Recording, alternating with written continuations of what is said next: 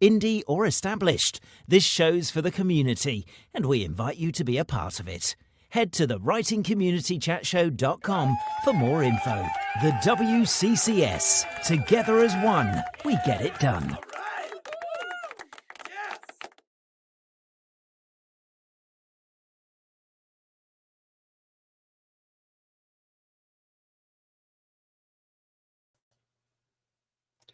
Hey everybody, and I'm very out of Zoom there. That is crazy. Yay, there I am. Just want to say happy Friday and welcome to the Writing Community Chat Show. It's been a week. I'd like to know how your week is going. And Hooli is not with me currently. I'm not sure entirely where he is, but I'm hoping he will join me soon. And that means that we can get the show on the road. But in the meantime, I'd like to know how you guys are doing, how your week has been, and what you've been up to. Because, we've all got busy lives. We'll try to get our writing sorted out. We try to stay true to our projects and our sort of workload. So how's your week been? For me, I've got not much writing done. I've got to be honest with that. And Harrogate is fast approaching. So I'm working really hard on trying to get all that behind the scenes done because there's a lot to be done. We've got a lot more interviews than we normally do, and that means we have to get a lot of prep done. What we have is Pan Macmillan have got us the usual interviews lined up with their authors in their tent, and we'll be introducing some guests and watching the interviews. They'll be using our equipment, and we'll be doing and conducting some of the interviews ourselves as well. But what Pan Macmillan have asked us to do, and some other people that, in relation to that, have basically said that we can do other interviews at the festival. So by doing the other interviews at the festival, we have now got to find time to fit that all into.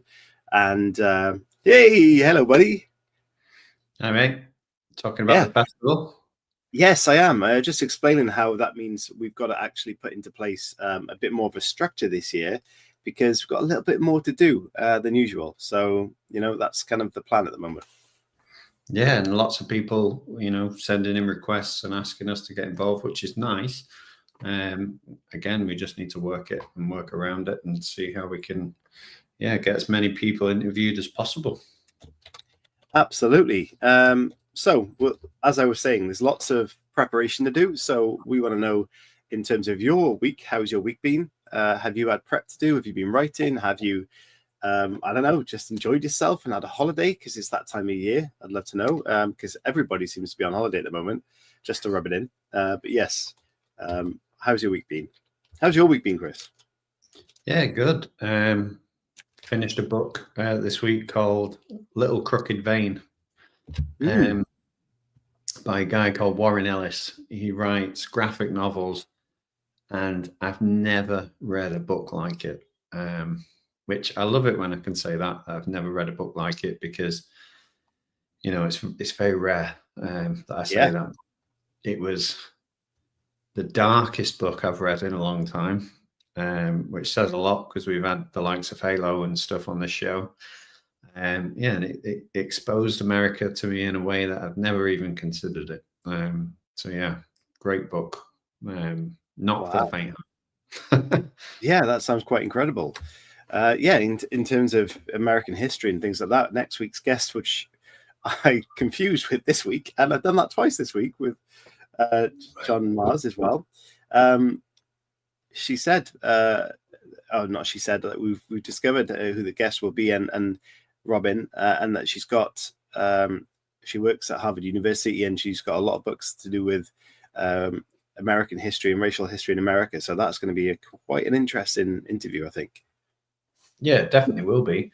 Kind of in preparation, I've got a book this week called The Sellout by Paul Beatty. Beatty. And it's very much along those lines. So, born in the agrarian ghetto of Dickens on the outskirts of LA, the narrator of The Sellout is brought up to believe that his father's racially charged psychological studies will lead to a memoir that will solve their financial woes. But when his father is killed in a police shootout, all that's left is the bill for a drive-through funeral. Fueled by this deceit, the narrator sets out to right another wrong. Dickens has literally been wiped off the map to save LA from embarrassment. So he initiates the most outrageous action conceivable, reinstating slavery and segregation, which lands him in court. That sounds really interesting. Yeah, it does. And yeah, I'm looking forward to reading that. Again, it's on my 15 books to read this year. But yeah, it does sound good. So yeah, looking forward to that. Well, one thing I've looked at doing, you know, there's a lot of people that, authors especially, know kind of the difficulties when it comes to just trying to make money as an author. Especially those people I feel really bad for. They start an indie author career by paying lots for editors, book cover designers, all this stuff, and get thousands of pounds worth of money spent, and then realize you've got to figure out marketing and try to sell a book. And it's the same with the show. We spend a lot of money on the show. So StreamYard, which we use at the moment, is not the cheapest. And what I'm going to look into, Chris, I was just trying to do this really last minute before the show started.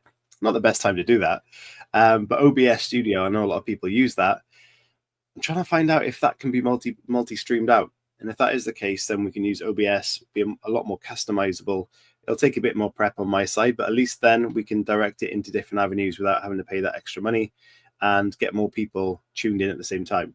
So I'm working on that, just to give you the heads up. And hopefully by next week, we'll have an answer as to whether or not that works. Nice. And that's the thing. If you're constantly trying and striving to make things better and improve things and, you know, get more people involved, that's why we started the show. You know, as much writing advice as we can possibly get. So, you know, if you're watching this show now and you've not seen it before, that's what we do. We interview authors, we get writing advice, we ask the questions that you want answers to. And yeah, we try and bring that to you. And we've got hours and hours and hours, days, weeks worth of interviews. We certainly do. You can go back and binge. So yeah, if you've got a writer that you think, oh, I wonder what they've said, then yeah, you could probably find that we've already chatted to them. And if we haven't, then yeah, get in touch with us, let us know, and we'll try and make that happen. Yeah, that's really the beauty of all the interviews. I mean, we started off to give it the authors a platform to share their voice, but what ultimately has happened is we've just accidentally learned so much from them. And that's kind of what they're there for. Despite having a good laugh on the show and interviewing some amazing people and about their life journeys and all that good stuff, we take so much advice just from, first of all, their story, but also the advice and tips they do give in actual time. But there's just so much there that they do offer, and there's so much sort of value to be taken from them. Or you can just watch them and have fun. But the idea of it, I think, would, especially for the kind of like-minded people in the community, would definitely kind of pick up a few of the things that they're saying and trying to put them into practice, because we're all trying to better ourselves and make us better authors and manage that process properly. And just to know that from all the authors we've spoken to, including the New York Times bestsellers, we all go through the same feelings. We all have the same procrastination issues. So you're just not alone on that journey. As much as indie authors and authors tend to be a bit of a recluse and sit in a dark room in a corner, you know, growing mushrooms and being chased by spiders. Not mushrooms in a weird way, just I meant dark. You know what I meant. Anyway, but then we're all very much the same. So that's what I'm getting at. Yeah, I've heard you write your best work whilst eating mushrooms. Yeah, it's quite a few of them in Wales, I believe. But no, I do not partake in the mushroom. Just saying, I meant dark room. So good to see you back on YouTube, Sarah. Thank you so much. That's a picture of me. That is my wife. My wife. Yes, it's good to see us sharing on multiple platforms again, and I think we've been debating it. So that's something we're going to look at very seriously and rebrand the intro, as we talked about the other day. Yeah, and it's one of those things, obviously, trying to go across different platforms. the reason why we're doing it is obviously we're trying to reach as many people as possible to talk about writing. You know, if you're watching the show now and you think, do you know what, I'm going to chat to these guys about writing, then yeah, feel free to ask to come on. And this is one of those shows where we haven't got a guest today because we kind of messed it up a little bit in terms of we thought it was today. I'm sorry. On the plus side, next week is going to be fantastic because obviously we've got 2 authors coming on with us. John Mars coming on TikTok and all these platforms with us next week and talking about all these books. And obviously he wrote The One, he wrote The Marriage Act and The Family Experiment, and all of those books are like peak sort of dystopia, Black Mirror type books. Yes. That are brilliant. So he'll be great. And obviously having a Harvard professor. I've still got it there. Yeah, still ready to go with his nice little mustache. Stolen from last year's Harrogate, that was. Yeah. Let's hope they don't ask for that back. They're not having it back, Chris. Yeah. Well, it's in my bedroom. It's not coming back. Yeah, it's mine now. You're not having it. Yeah. We do have a question actually that says, are you guys agented and how was your journey with writing? No, is the simple answer.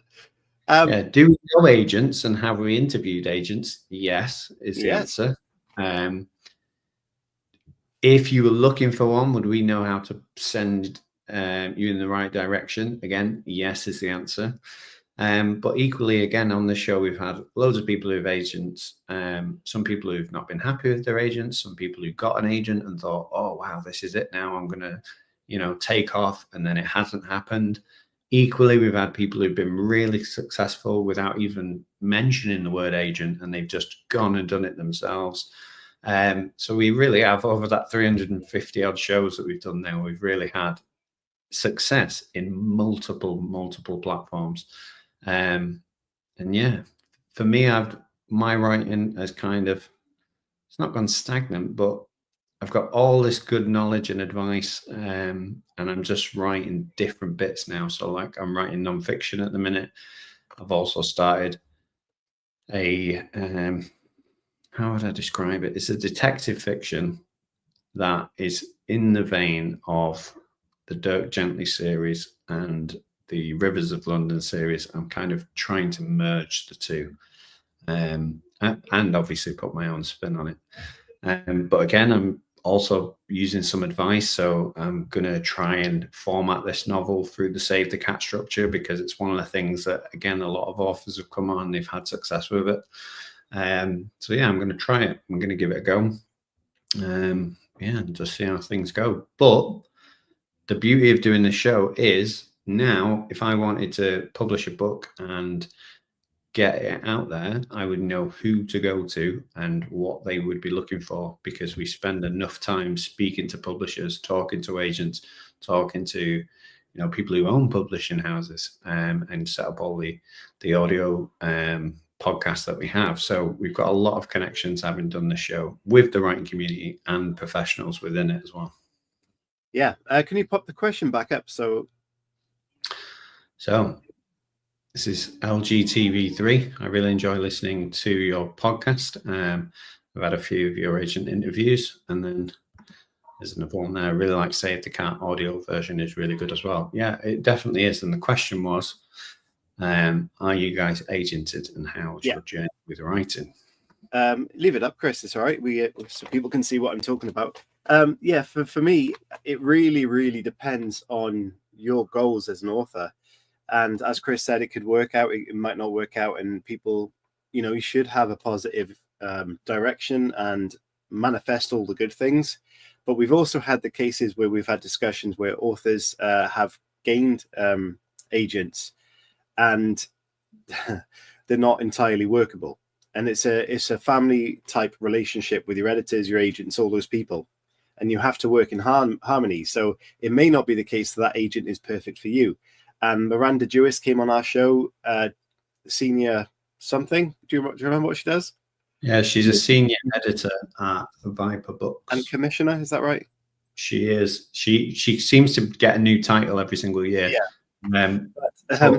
She's smashing it. So yeah, she on one of our publishing special shows, she told us that you've got to also be careful about the agents that you select. So if this is a journey that you're going on, be very mindful that you could go out and trying to find agents randomly without doing your homework, and someone takes you on and you think this is your big break. But publishing houses know who are good agents, who are kind of pushy, who are maybe not the nicest people. So they will go with their preferred reputable agents over someone that they've had an argument with over something stupid, and the agent hasn't acted professionally. So with that in mind, you really got to be careful if you're approaching an agent. Actually do a bit of research. Who do they represent? The success they've had as well. So as much as we feel like maybe an indie author, we might feel like we're putting ourselves out there and we're hoping someone might pick us up. You've got to kind of think of it the other way as well, that they're taking you on. Are they good enough for you? You've got to keep that in mind. So do your research if you are going to go down that route. And one of the things I will say about, obviously, a lot of authors that we've had on the show, when they've got that dream agent who represents somebody really big, again, they thought, oh, my career is going to take off. And from our experience of interviewing them, they've gone, do you know what? They're really big and they do have that person on their books, but all their time and effort is dedicated to that person. Yeah. So they email me like once every 6 months or whatever. They don't push my book out anywhere near as much as I thought they would, and things like that. So it's a tricky one because, like you said, that partnership needs to be there. What I would do if I was going about it this time around would be, who are the hungry, thirsty agents who have just started to make moves in the publishing industry that are looking for that next big thing, because you know they're going to work their socks off to push you forward if you're somebody that they accept, because they're trying to make a name for themselves. And it's, you know, sometimes I suppose an analogy or a sort of comparison, like, you know, football managers like Pep Guardiola, for example, he doesn't need to prove anything to anyone. He's already done it and won it all. And it's very similar with a lot of these agents. You know, you need an up and coming one, I think, if that's what you're after. If you're after that, you know, agent that's really going to push you up that bestsellers list. Yeah. Well, thank you for the question. And if anyone else is watching that wants to put a question in, please do so. As we mentioned, not got a guest tonight. We're here at your disposal. So please do send the questions in. Yeah, that's true. So yeah, you don't want to get overshadowed by agent lists for sure. And obviously, yeah, I agree. No agent is better than a bad agent. And, you know, I keep talking about CK McDonald. And the reason I do it is because he wrote a really good book. He believed in the book. He shipped it around, didn't get picked up. So he went down his own route. He self-published it, but he did it in a really professional way. He got himself an editor. He got himself a cover designer. He put his hand in his pocket a little bit. But again, the hard work was done in terms of writing the book. He built a readership. He wrote 10 books. And then, as he said on the show, the publishers came to him and said, you know, can we give you a deal? Because, you know, you've made waves in the market. So you can do it without an agent. If you've got something that you think, do you know what, I really like this. It's really well written. I think other people will read it. And yeah, I think the key with him, and he said this himself, he didn't just stop at one book. He just kept going. He just kept writing the next one, putting it out there, writing the next one, putting it out there. And obviously that readership did build. And then when that happened, going to a publisher saying, look, I've got about 100,000 sales. And they're aware, because they are fishing in that market anyway, because it's a pre-made market of, you know, oh, this guy got into the Amazon top 30 list and he's not even with a publishing house. He's not got an agent, and he did it because he wrote a really good book. So it can be done the other way around as well. I don't think it's the be all and end all, for sure. Yeah, no, I agree completely there. Yeah, great statement. No agent is better than a bad agent. I think is perfect. Yeah, I was going to say something that you just talked about, and I've completely forgotten. It's gone. Chris, you can talk about this, but screenwriting, that is a little bit different, and you've had a bit of experience in that field as well. Absolutely. And this is because screenwriting, I think, is something that I took a direction in after writing a couple of self-published novels, because I really, really love movies and I wanted to try it out. And it's a very different process. So it was almost a different journey as a writer, trying to learn that craft and experience myself as writers. So yeah, Becca says, are we authors? Are you guys authors in the comments? Yes, we both are self-published, and we're just talking about screenwriting and pitching to agents. So this is I started a screenplay. I wrote it based on my latest book, which I then released as an indie book. So you're quite welcome to do that, write a screenplay and then convert it into a book and post it.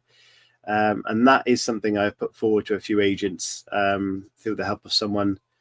Nothing solid back, but it's all about that process and using it as a learning journey. So, this is what I was going to say. Based on what Chris was saying about having the sales and agents coming to you, I think that's one of the really important things to remember. If you do want to go down the pitching route, if you have an author platform that's built well, you represent yourself well, and you do have those sort of catalog of sales, that's what they're looking for. Because first of all, they know that you're a person in front of maybe the camera, being on interviews like this, that you can represent yourself well. So if they do put you forward at interviews and stuff, you can already do that. But also they want, if you already can sell books, they'll take you. It's almost more guaranteed because you're doing half the job already. So think about building that platform in that way is what I was going to say. Just pop back in my head. Yeah. When I was querying my book, I sent it to a lot of agents. And again, I did this sort of stereotypical thing. I got the great big guide, the Authors and Guild guide or whatever that is. Looked in there, looked at all the different agents, sent it to people. Like I sent it to, I know obviously Neil Gaiman's not a person that we mention that often anymore. But I sent it to his agent. She was really nice. She got back to me. She gave me some like constructive criticism. I sent it to all the agents that I thought, oh, it's urban fantasy. They're in this genre. And yeah, some of them were really nice about it. They said, this is great, but it's not what we're looking for right now. Maybe try again in a couple of years, or maybe tweak this bit, or the opening didn't grab me as much.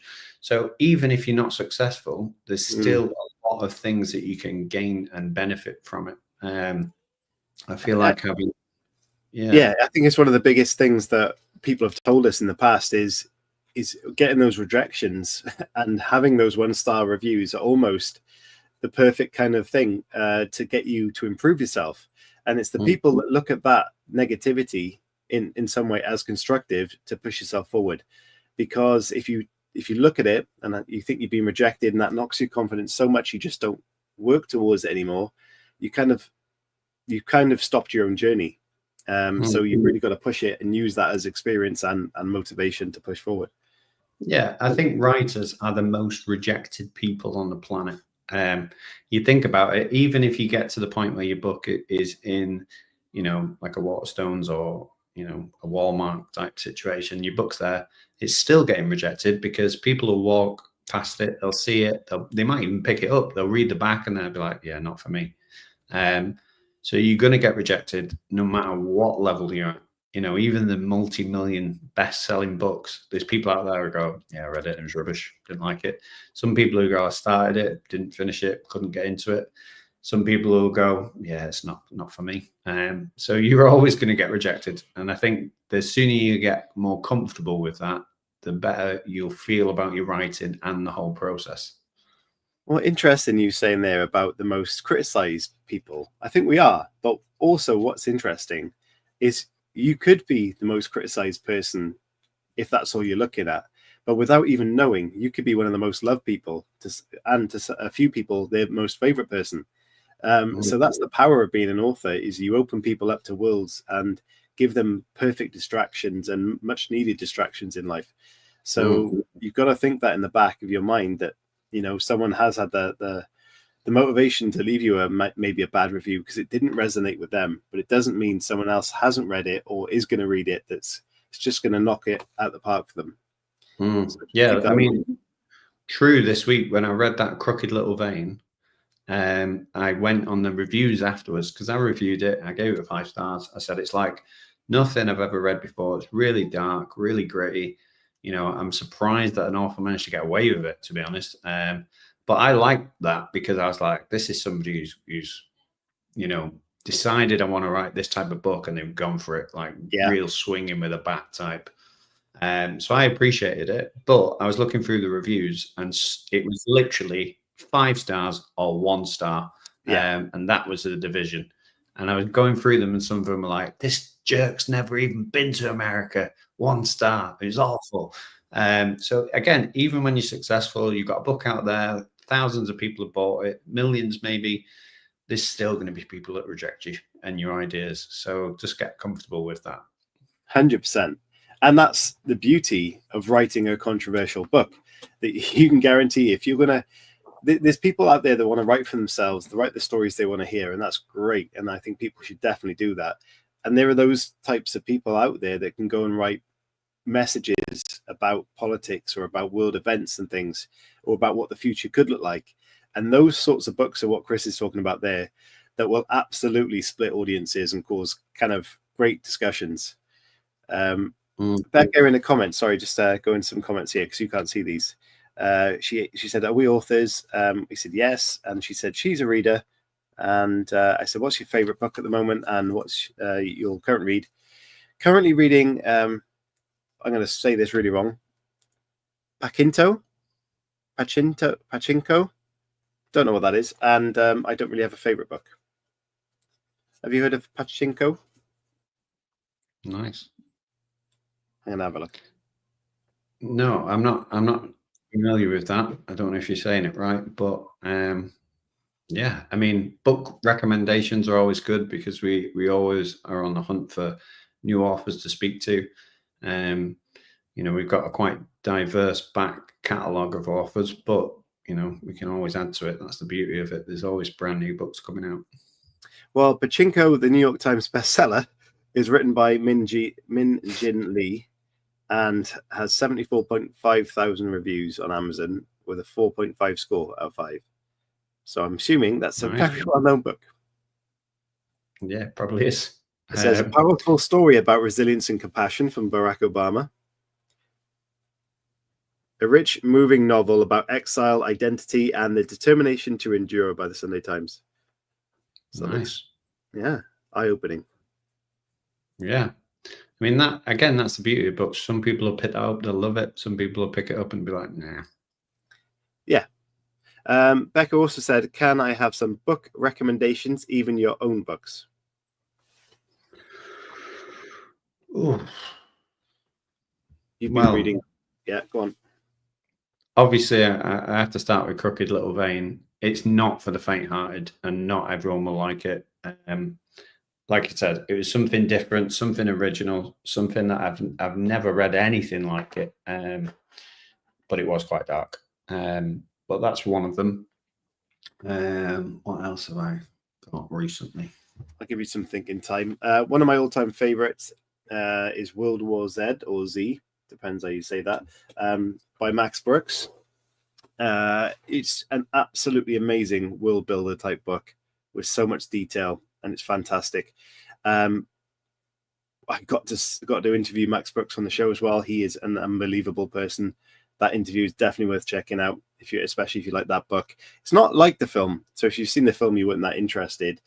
The book is way superior. So that is one that I think, if you have not read, do go and read that. I feel like book recommendations are like, I feel like we should send a question back and just say, like, what are you into? Yeah. In terms of like genre, because if I know a genre, then I can go, bang, right. Here's a recommendation in that sort of field, because obviously everyone's really different. I've been reading a lot of non-fiction and fiction recently. And again, very different. Leadership, I've been reading up about that for non-fiction. And then fiction side, I've been delving into the sort of comedic detective stuff. So, you know, Bob Mortimer, C.K. McDowell, Douglas Adams again, reading all of those. I've got all the ones I showed them last week. And then a few ones dealing on race. So I've got Lovecraft Country by Matt Ruff. He wrote a really good book called Bad Monkeys, and I loved the first 80% of it, and I hated the final 20%. Oh no. And it was one of those books. It's called Bad Monkeys by Matt Ruff. And I thought, wow, this is amazing. And yeah, the more I read of it, I was like, yeah, this is great. This is great. And then the last sort of end in 20%, I was like, what? Come on. Yeah, it really annoyed me. So frustrating. What was there anything? Was it like story wise? Yes, it is a book. Yeah, well, see, as a book, and I'm looking forward to. I'm looking for a Stephen King type writer. I loved it. Anything like that. Joe Hill. Yeah, I mean Joe Hill, obviously coming from Stephen King's own body. Yeah, do you want to explain that, because there might be people watching that haven't got a clue what that link is.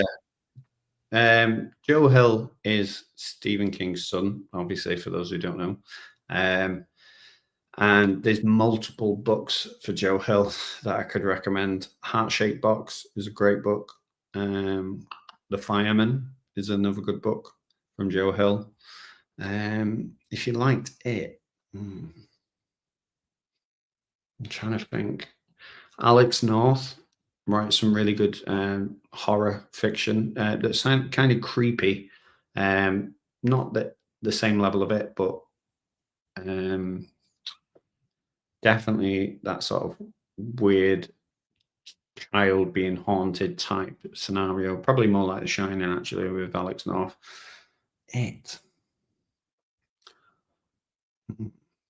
Lovecraft Country, obviously.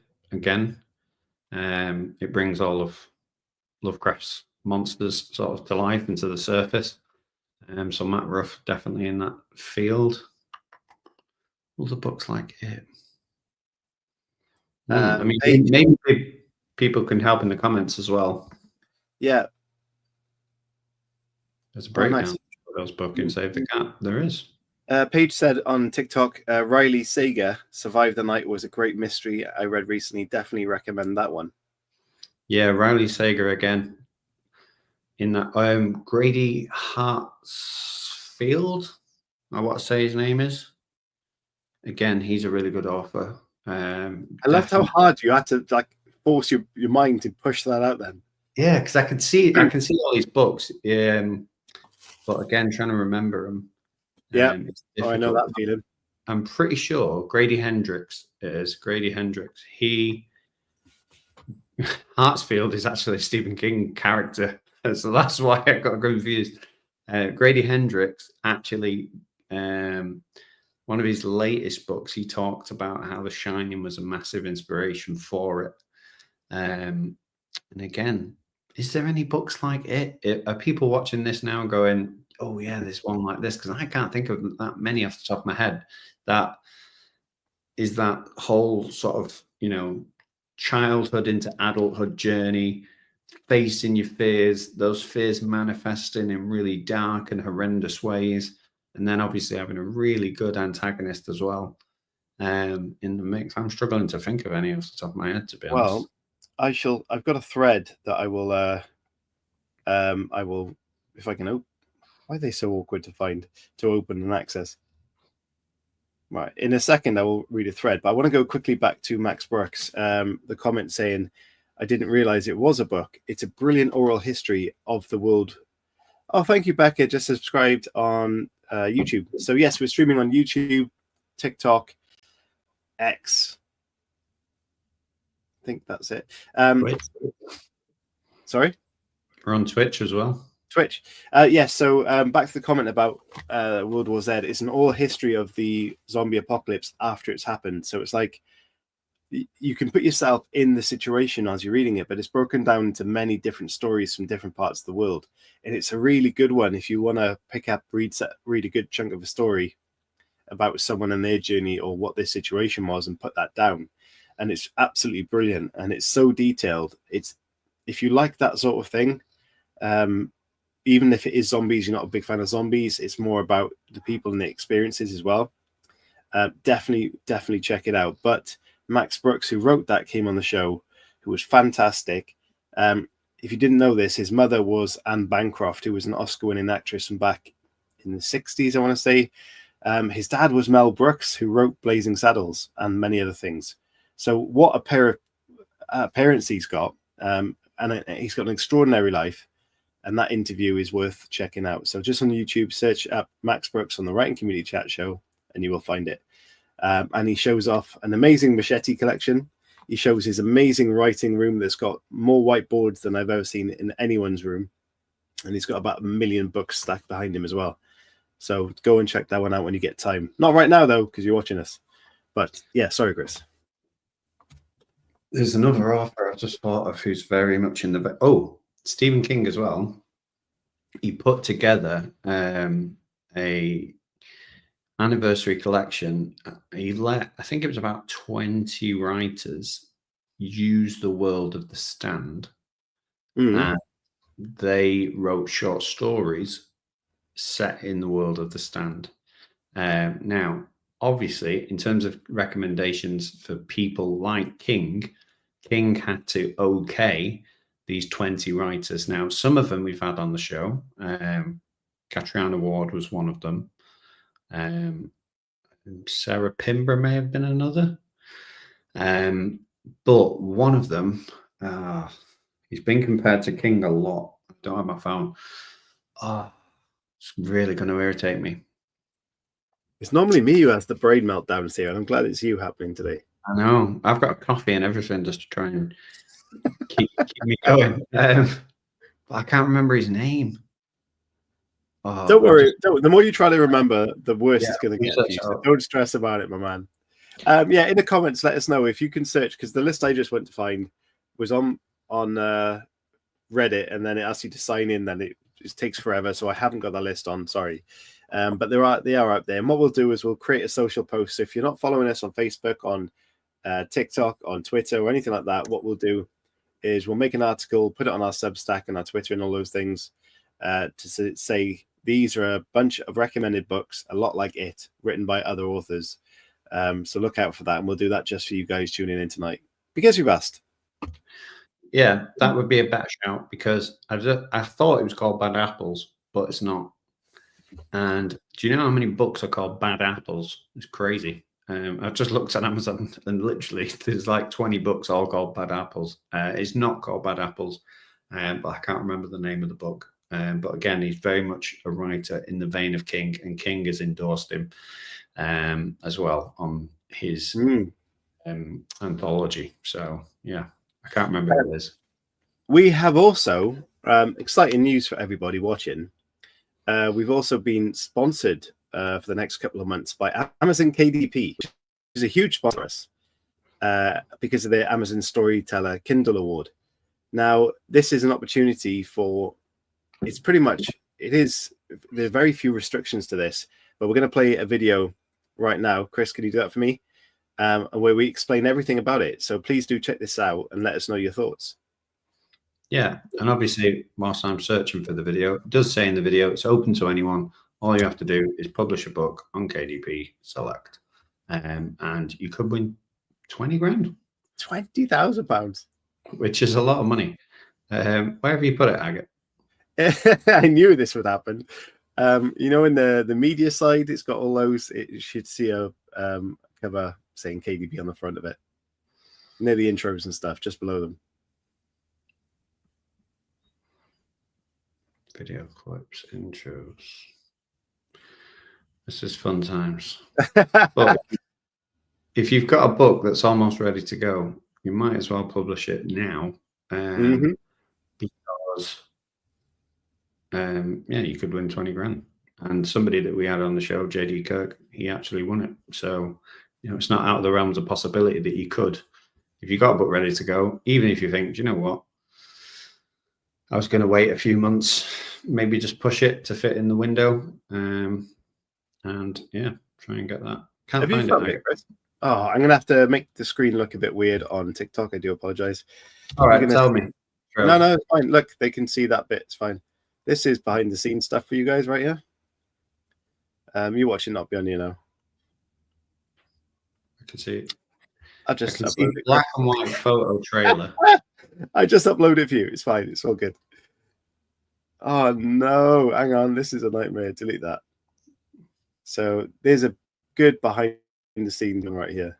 There you go. That's going to upload, Chris. All right. So it was my bad. It wasn't even Hooli, uploaded. You were making it up for something that didn't exist. it says Hooli's useless in the comments. It's not Hooli's fault. That's my fault. I'll take it all. That's my fault. It wasn't uploaded. Does it show as uploading now? You can see that. Not at the minute. It's right. It'll be right down the bottom.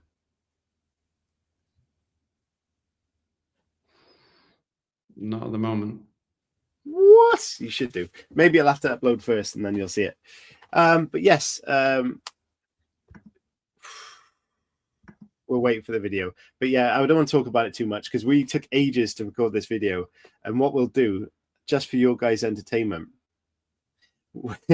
we can waffle all day long about writing, about everything. But when we do something scripted, it's really hard. And the amount of times that I messed up, and Chris a couple of times, and the gag reel is there, the swearing, the mistakes. So we're going to put that together and drop it on our Substack. If you guys want to check that out at some stage, and we'll put it on YouTube for anyone who wants to check it out, depending on how bad we make the edit. I'm sure we can put it on there, but it'd be fine. But yes, it was quite hilarious the amount of times it took us to get this trailer right. Is it showing, Chris? No, I've got Echoes of Oblivion, which I don't even know what that is. It's got what? It was Echoes of Oblivion. No. Where's it gone? Oh my days. That is it. It kind of has disappeared. This is fan dabby dozy for all the viewers right now. Okay, it's Amazon's fault anyway. I'm not going to say that because they'll tell us off. Is it this? Just going to check that out 1 second. Yeah. Why is it called that? I don't know, but that's why you confused me. Is it called that? Let me just check. No, it's not called that. It's called No, New that's Ad. the top. Yeah, I just moved it up. That's why. New Ad I put in there. I'll try it again because I don't want. I do not want a random one going on. Make sure it's the final one. But yeah, what's the plans for the weekend, people? Being that it's Friday, happy Friday to you all. Unless you're working on the weekend, then kind of sorry about that. But and has anyone ever read these books? This is what I'm interested in because I got again a few new ones. Oh dear, I just disconnected, but I'm back, I think. So this is The Vinyl Detective, again, by Andrew Cartmel. Anyone read that? And then I've got this one that, again, is happening. What is happening here? The connection is unstable and it's trying to reconnect, which has never happened on this. So I do apologize, people. This one is by David Wong, which is John Dies at the End. So has anyone ever read that? Oh, that's the title? Yeah, John Dies I at thought the you End. just did a terrible spoiler. No, that's the title of the book. So I'm interested if anyone's ever read those because they're on my list. Is it worth me not wasting my time, but spending my time? I see what you're saying. Yeah, I think we're back. It said it wasn't connecting, but there seems to be no more weird noises happening. Right, is Chris, is that video KDP at the bottom? Is it the 4th? It's the 4th of July. Happy 4th of July. Yeah, happy 4th of July. Apologies, I didn't even consider that today. So may the 4th be with you. It's not May the 4th, mate. It's the 4th of July.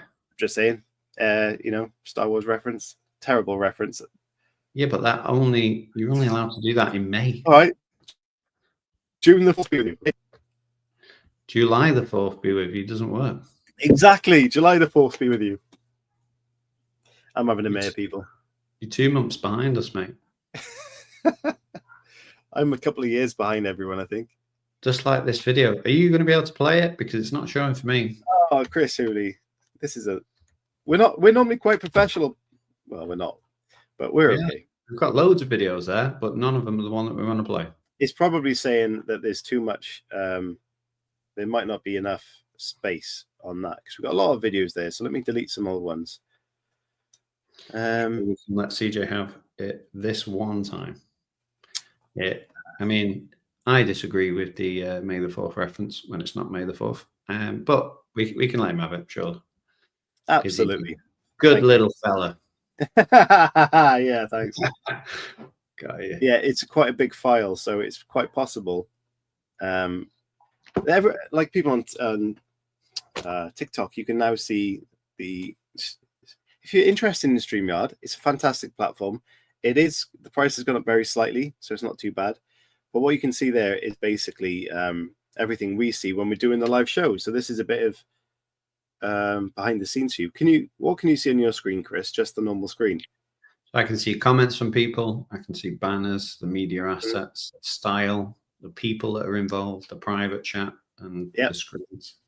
So this is what we see. I don't think if you're watching this on anything else but TikTok, you won't be able to see this. But on TikTok is an exclusive. This is all our videos that we play, our introductions and everything here. The overlays that we've made. You can go up there, like you can see. When people have a book on a show, it goes up in the corner, just above Chris's head. You can't see it, but it's there. We can see people's comments down here. Surely we can let CJ have it this one time. Yeah, that was the May the 4th reference. Mm-hmm. They're laughing at that. So that's where that is. We've got our banners, so we can turn that on and off. And then processing video. It should be ready soon, Chris. Nice. Should be ready soon. Let's have a look. Almost there. Almost there. Has anyone said what their plans are? I'm guessing. It's done. It's done. I'm guessing that they are having 4th of July parties if they're in America. They party. I think so. Cool. So after this, let us know what you're doing for the 4th of July. Let us know what your plans are. Let us know what you're reading this week. And if you've got any questions for us, again, throw them into the chat as well. No matter where you're watching, we'll get hold of them. And we're going to play this new ad that we've been teasing. So it's all about KDP Select. Apologies in advance if you're not ready to submit, but maybe this is the time. You've got plenty of time. Maybe write a novel over the next few weeks. 20 grand is a lot of money.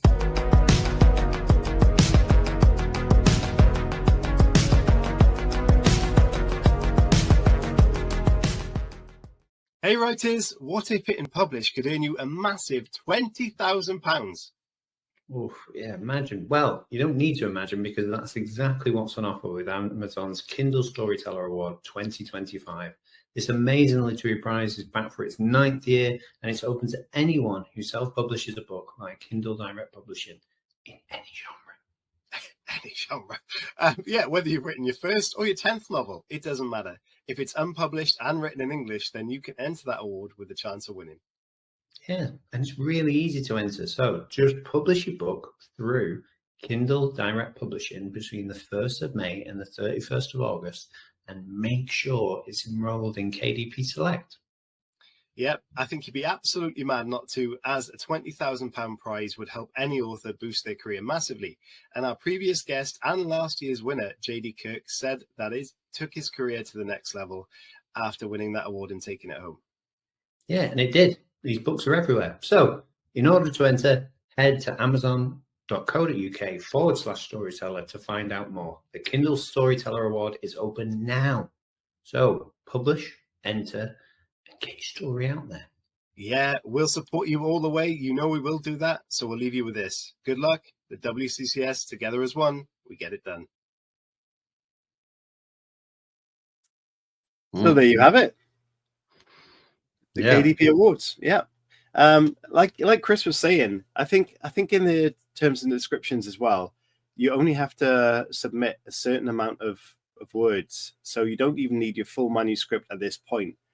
But what I suggest is get on there.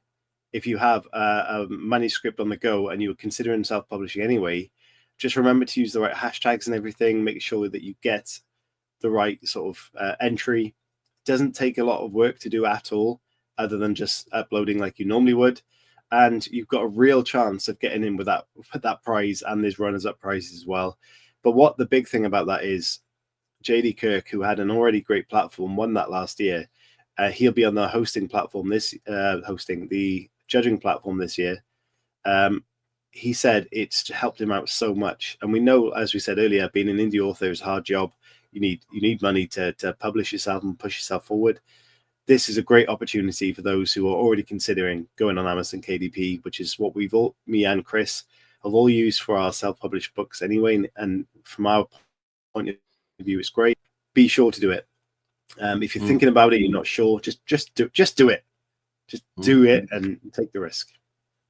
Just do it. I'm sure Nike could sue us there, but they wouldn't get anything because we don't have any money. They can have my debt. It's all good. Yeah. With that, though, what I was going to say is some advice for people. If you're going to launch a book, there's a lot of things that the publishers do that we don't necessarily do. And it's things like, I read and review books for NetGalley. And what that is it's a website where you can upload your book, sometimes months and years in advance, and people can read it on the condition. So they read it for free and they download it and read it on the condition that when that book is released, it's reviewed, and it's reviewed in all the sort of spaces that you would. So Goodreads and Amazon and things like that. And what that does, because I've seen it myself, a book that's come out and it's just brand new and suddenly it's got hundreds of reviews. In some cases it's thousands, and it's like that's on the very first day. And obviously what that does is boost the algorithm to send your book right to the top. And I've seen it myself. I wrote a book with Halo and Ross Young, and it was a free book that people could just pick up and download. And we shot to #1 because we had over 1,000+ downloads in the first day. So to get to the top of that list, or to even get close, it's not actually a large quantity of books, really, when you think about it. So if you can, and NetGalley's open to anyone who writes a book. Anyone can put it on there. And all the people do that are signed up to it is they request to read a copy. You accept the request, they read it, and you can get reviews that way. Equally, if you're not happy about doing that, you can speak to everyone that you know and say, look, my book's coming out this day. Can you leave a review on that day? I'll send you a copy. You can read it. Some people will even review your book without reading it. I'm not suggesting you do that, but what I'm saying is the more reviews you can get on day one, the better, because it's going to help boost that book and that sales. And I think if we gear towards day one with a lot of intention, then you can see a lot more results. Say you said to everybody that, look, it's going to be this price. Can you just do me a favor? Just buy it on this day. Don't wait a few weeks or buy it sporadically, because those sales are not going to help you. But if you get, let's say you get 200 sales of a book on one day, that could boost you right up the charts. And then other people could end up picking it up as a result, because a lot of people, their sort of buying habits is they buy things that are in the charts and things like that. And they look through those charts to go, oh, what's this? So you've got a much higher chance if you orchestrate a sort of buy-in day for all your followers, or it could be people online that follow you. It could be your friends, your family, extended work colleagues, whatever. But the more sales you can generate on that first day, the better chance you've got of your book taking off. And again, publishers do this all the time. You think, how have they managed to get so many reviews early doors? And again, it's because of all these different methods that they use. So I would definitely recommend doing that yourself as well if you're thinking about publishing a book anytime soon. Yeah, definitely. Or you could be like our friend of the show, Tina Baker, who is a very funny woman, a successful author, who takes her self-promotion to the next level. She's done crazy things during lockdown. For example, her husband Jeff was pushing her down the high street. She was stood up in a trolley wearing crazy clothing, shouting about her book, and they filmed it and put it online. Obviously got a lot of attention, and that's just a great silly way. Obviously don't do that and hurt yourself falling out of trolley, but it's a great way to do it, to raise awareness of your book. By other than just posting about it, what so many people do. And there's one big tip here that we've learned. We spent a lot of time building our platform on Twitter. I'm not calling it X, it's Twitter. And what authors tend to do is build their following of like-minded people, which is great. very, very recommend doing that. They can help you with advice, literally why this show exists. However, don't go posting your books, sort of spamming it into your own feed, because you're pitching it to a lot of authors who generally are busy people who already have a massive TBR. So you want to also make sure that you are finding a community within the readers groups, because they are the people that will be looking to buy your book. So be wary of that you've got your audiences kind of in the right place and you're pitching to the right kind of audience, if that makes sense. So that's a kind of social media side compared to what Chris was talking about. Yeah, and if we remember what social media was designed to do originally, it was to build those connections. And I think if you're trying to shove a book in somebody's face, you're not going to build those connections. But if you're genuinely interested in people and people make a comment that you comment on, and it happens naturally and organically. Like, I think back to all the authors that we've had on the show where I've bought their books. Even like Agate, for example, I bought Agate's book before I knew him. I bought it, I read it. And again, it wasn't because I was like, oh, that is a good book. It was because I saw conversations that people were having. I saw what people were saying, and then it kind of like, oh, what do you do? Oh, you're a writer. And then I looked at the bio. Oh, they've got a book. Oh, I'll buy that. I know this person, or I've had a few interactions with this person and they seem like a nice person and stuff. So yeah, I'm going to buy it. So try not to forget that is the heart and soul of people resonating with your work. They have to connect with you first through social media. And like Chris says, some people do connect with Tina Baker because they're like, "Whoa, that woman is crazy," and she can do that for her books. That's great. But there are different ways of doing it, and creating that connection is always a really good way. Yeah. There's so many things to mess around with on TikTok. I'm getting distracted. It says about a goodie bag. Sorry, you can answer that in a sec. And it says, who can join? All viewers, send this comment. So I'm just going to say, I love the WCCS. There's not too many of them. And that's their comment. So we'll see what happens when I do that. There's a goodie bag I just sent to you guys. But yeah, sorry.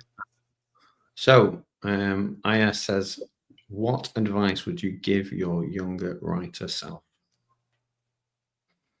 Do you want to go first, or do you want me to? It's up to you, mate. All right. I would say, based on how my experiences have gone with writing, I'm notorious for being a rusher. So what I do is I pants my novels, I get it all done quickly. I get super excited about what I'm like a little puppy with my new book, and I need to get it out there to people. And I'm notorious for always rushing things. And what I'd say to my younger self was, when you think you're ready, maybe go and put the effort in to go all over it again. People have been known to do multiple edits on their books in the tens, whereas I don't.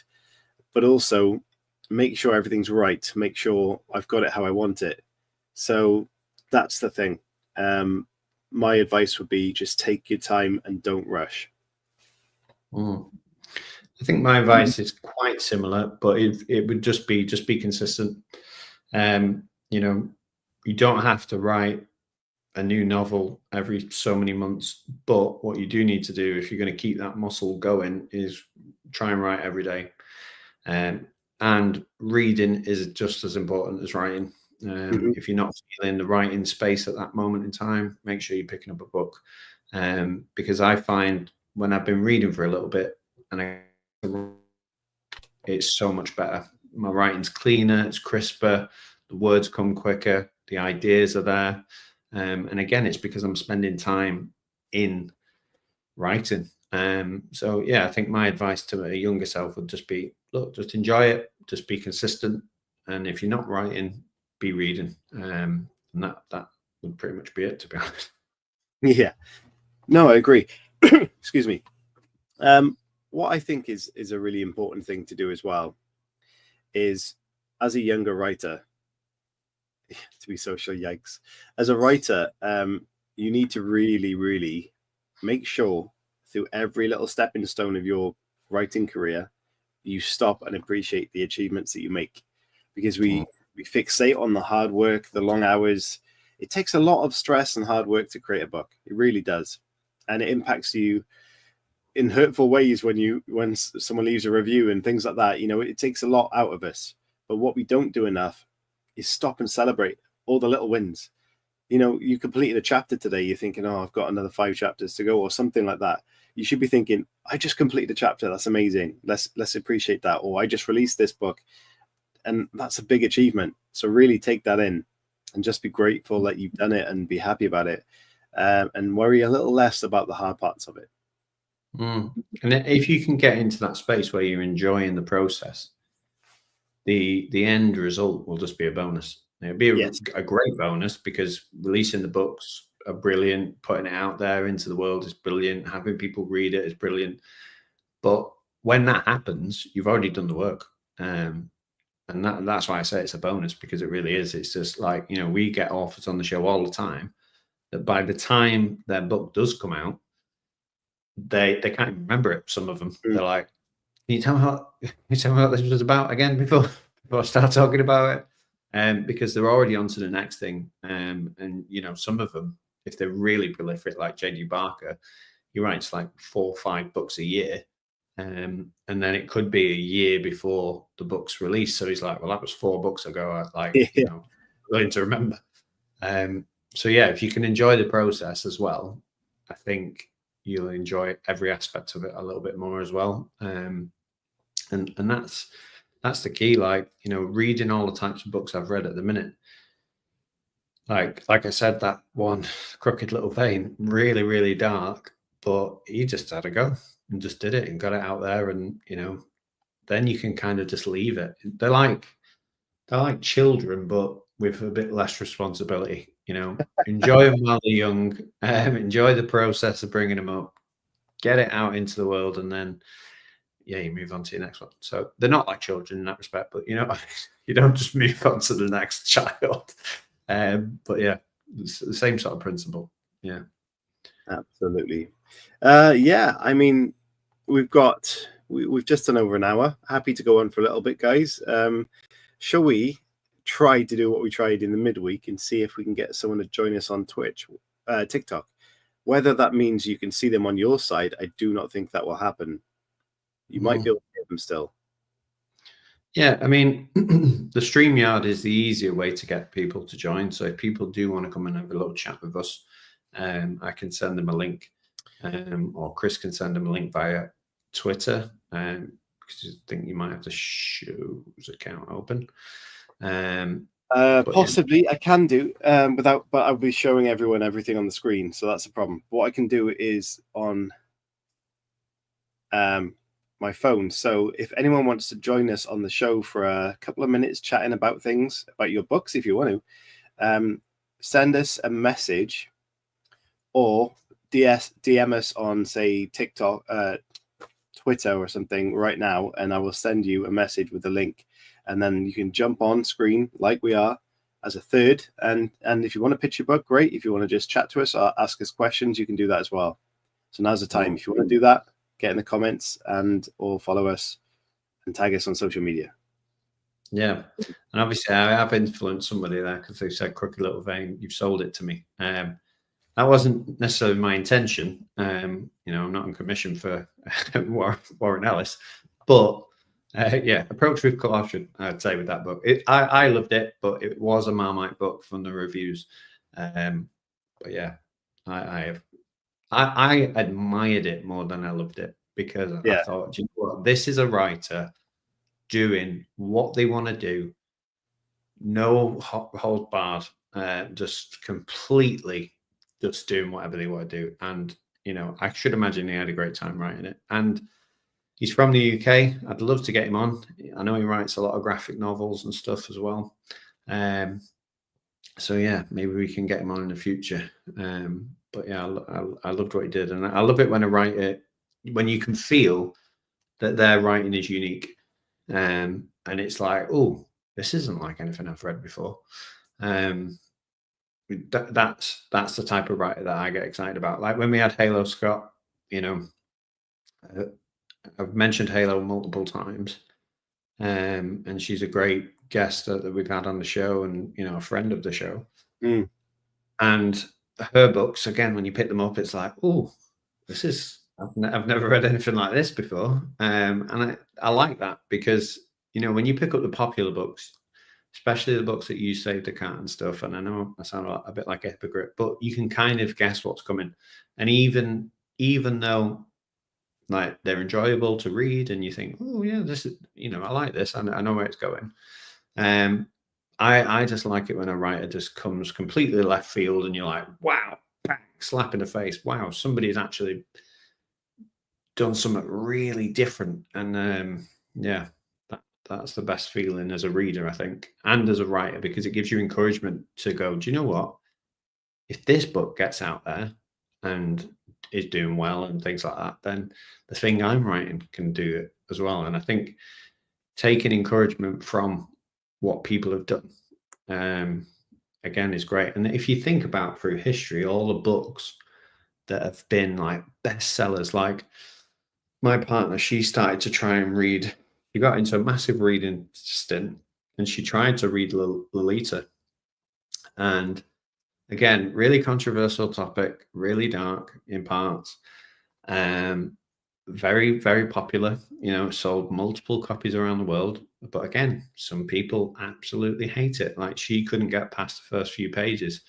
I think she got a bit into. She got about 50 pages in, but it just didn't sit right. Didn't feel right with her. She couldn't finish it. And again, lots of people are like that with that book, but it's gone on to do, numbers wise, it's an amazing book in terms of sales.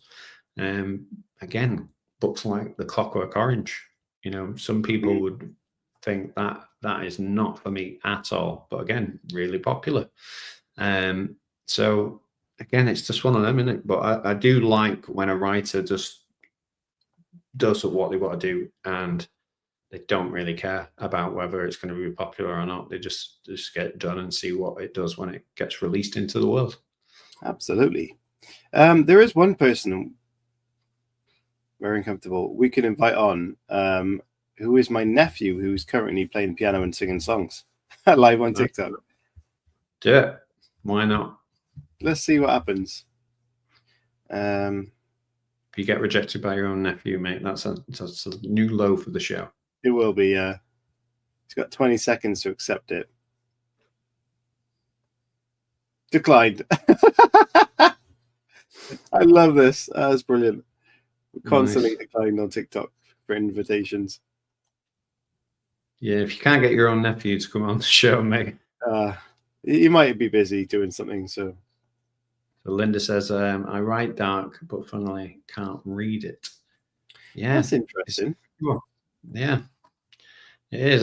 Your inner soul coming out there. Yeah. You've got no more space for any darkness, but you want to project it. I get that. Yeah. No, definitely. And again, some books where I'm like, wow, that shocked me. I don't feel like it takes a lot to shock me. But some of them, when you read them and you think, wow, like how do you get away with that line? Like there was a line that I wrote, and I don't even remember writing it, and I'm not going to repeat it. But we wrote the inevitability of evil with Halo and Ross, and there was a line in there that a reviewer picked up, and they put the writer actually wrote this, and they quoted the line that I'd wrote. And like I remember one of my things that I like to try and shock people a little bit, if I can.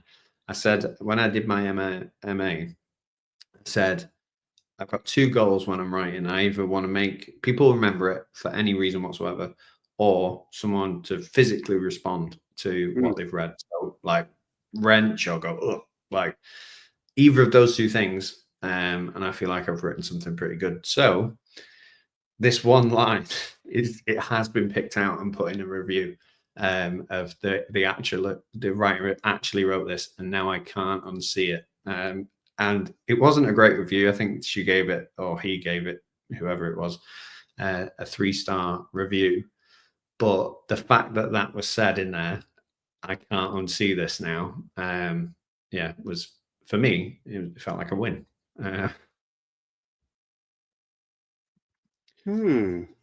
So Linda says, the darkness is under my control, which is good. And then what's a genre you'd like to try and write in? Ooh, that's a good question. Okay. What I'd like to try and write in, this is going to sound weird, but like a romantic story. That's exactly what I've gone for. I know romantic. it is. I know you've been talking about this, and growing up, I've watched a few films of all genres, and something like The City of Angels I thought was an amazing film, and I think writing something like along the lines of that would be really cool, but it's very much not in my genre abilities right now. Yeah, I'd love to write a romantic comedy because I've seen so many of, like, film-wise, I've read so many romantic comedy books, but again, it's just one that I've never had an idea that I felt strongly enough about to actually put pen to paper. Yeah. And I think I'm more like, because it's that light-hearted sort of escapism, and I read all sorts. I'll read something really dark, I'll read some horror, I'll read some sci-fi, urban fantasy. I only occasionally dip my toe into romantic comedy, but when I do read them, they're really easy to read. I enjoy the process. I'll laugh a couple of times. It's not too taxing on the brain. So I'd love to be able to, but I've just not had a good enough idea where I've wanted to go into that space. And I'd want to do something, you've got a comment there, more men need to write romance. I completely agree. The men that are in it, I think David Nichols is really good. I think he's a brilliant romantic comedy / romance author. But you've got the likes of Nicholas Sparks. Obviously, he wrote The Notebook and many other romance novels. But again, sometimes when you read them, they're a bit cliche. And he's a multimillionaire, so I'm sure he doesn't mind. But yeah, I've just not had that idea yet. Paige says that she's reading great historical romance at the moment, The Things We Leave Unfinished by Rebecca Yarros. Now, I got excited the other week because we got a follow and a message from Rebecca Yarros on X. So I assumed, she's followed us, she likes our content, and then I asked her about coming on the show. She said yes. So I looked at the account and it seemed very spammy, her feed. So I contacted her website and said, is Rebecca on X? And the answer was no, sadly. So be very wary of Twitter or X now, because people can just buy themselves a blue tick, which used to be the signal of verification. But now you can just buy it, create a false account quite easily, which they say they can shut down.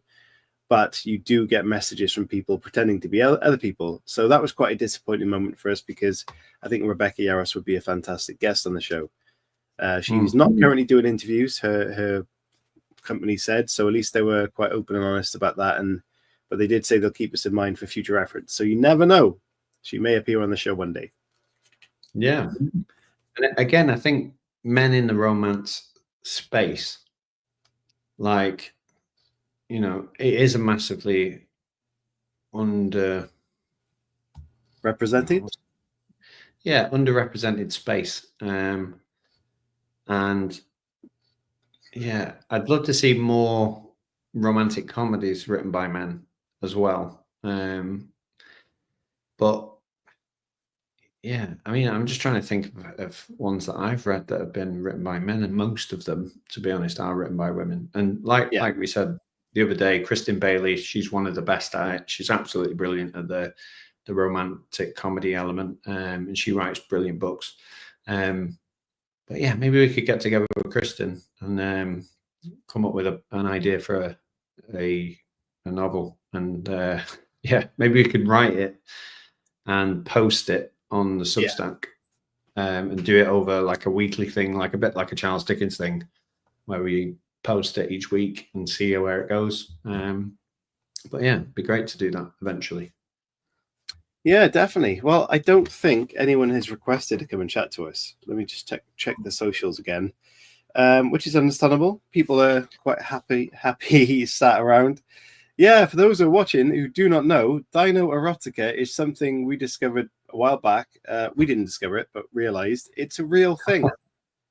It's a very real thing. On Amazon, you can go and check out the charts for Dino Erotica, and the covers themselves will shock you just by what the hell people are writing out there.